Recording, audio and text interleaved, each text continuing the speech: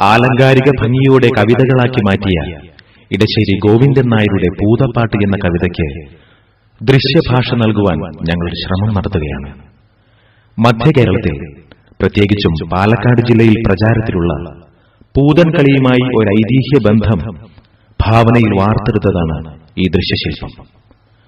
ദൈവത്തിന്റെയും ഗുരുജനങ്ങളുടെയും അഭിവന്ദ്യ സദസ്സിന്റെയും അനുഗ്രഹാശിസുകൾക്കായി പ്രാർത്ഥിച്ചുകൊണ്ട് ഞങ്ങൾ ആരംഭിക്കട്ടെ.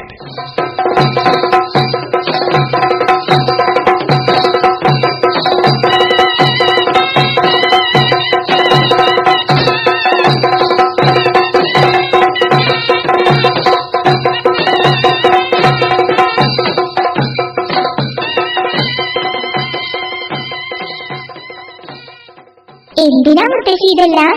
ഇന്ന് പൂതൻ വരണ ദിവസല്ലേ? പൂതനോ? അതെന്താ സാധനം? അയ്യേ,